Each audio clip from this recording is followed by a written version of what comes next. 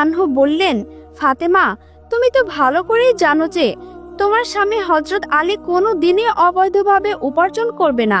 আমি যে পন্থায় অর্থ উপার্জন করেছি তা সম্পূর্ণ বৈধ একটি পন্থা।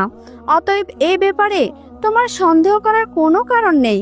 কিন্তু হযরত ফাতেমা রাদিয়াল্লাহু তাআলা আনহা হযরত আলী রাদিয়াল্লাহু তাআলা আনহুর এই কথাগুলো তেমন একটা বুঝতে চাইলেন না। হযরত আলী রাদিয়াল্লাহু তাআলা আনহু এবং হযরত ফাতেমা রাদিয়াল্লাহু তাআলা আনহার মাঝে এই ঘটনা ঘটার কিছুদিন পরে হুজুরে আকরাম সাল্লাল্লাহু আলাইহি ওয়াসাল্লাম ফাতেমাকে ডেকে তার দরবারে নিয়ে গেলেন।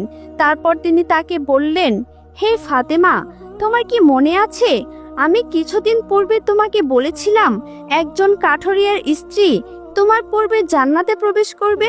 হযরত ফাতেমা রাদিয়াল্লাহু তাআলা আনহা বললেন, আব্বাজান, অবশ্যই আমার মনে আছে এবং আমার সেই কাঠুরিয়ার স্ত্রীর সাথে সাক্ষাৎ করার জন্য অধীর আগ্রহে ব্যাকুল হয়ে রয়েছি।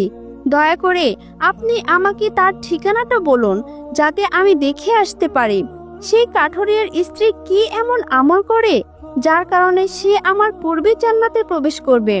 তখন রাসূলুল্লাহ সাল্লাল্লাহু আলাইহি ওয়াসাল্লাম তাকে বললেন, ফাতেমা, অমুক এক বিরান জায়গায় কাঠুরিয়া ও তার স্ত্রী বসবাস করে, তুমি যাও তার সাথে দেখা করে আসো। রাসূল সাল্লাল্লাহু আলাইহি ওয়াসাল্লামের কাছ থেকে ফাতেমা রাদিয়াল্লাহু তাআলা আনহা সেই ঠিকানা পেয়ে তার সাথে সাক্ষাৎ করার জন্য রওনা করলেন। যখন তিনি কাঠুরিয়ার বাড়িতে এসে পৌঁছালেন তখন হযরত ফাতেমা রাদিয়াল্লাহু তাআলা আনহা সালাম দিয়ে বললেন, বাড়িতে কি কেউ আছেন? আমি নবীর মেয়ে ফাতেমা বলছি, আমি কি ভেতরে আসতে পারি?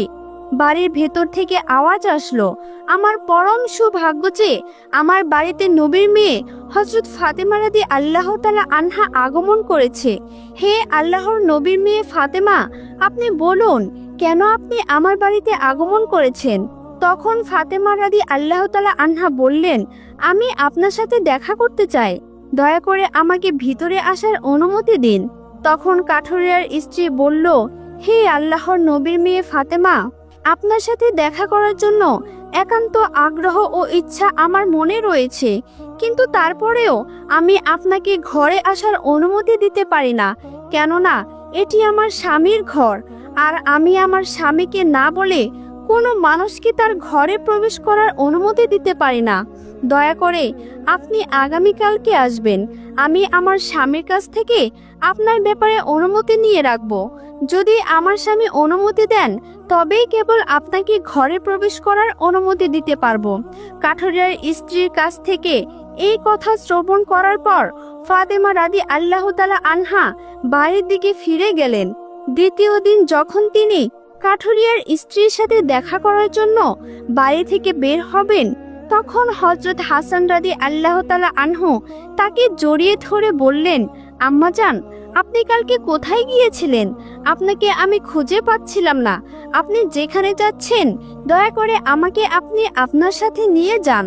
তখন হযরত ফাতেমা রাদিয়াল্লাহু তাআলা আনহা তার বড় পুত্র হযরত হাসান রাদিয়াল্লাহু তাআলা আনহুকে সাথে নিয়ে গেলেন। এরপরে তিনি কাঠুরিয়ার স্ত্রীর বাড়িতে আসলেন। অতঃপর সালাম দিয়ে বললেন, বাড়িতে কেউ আছেন?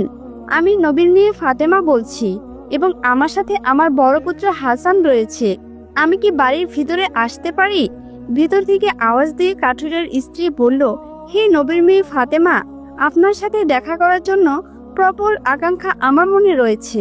গতকালকে আমি আমার স্বামীর কাছ থেকে আপনার ব্যাপারে অনুমতি নিয়েছিলাম, কিন্তু আপনি যে আপনার সাথে আপনার বড় পুত্র হাসানকে নিয়ে এসেছেন তার ব্যাপারে আমি আমার স্বামীর কাছ থেকে অনুমতি গ্রহণ করিনি।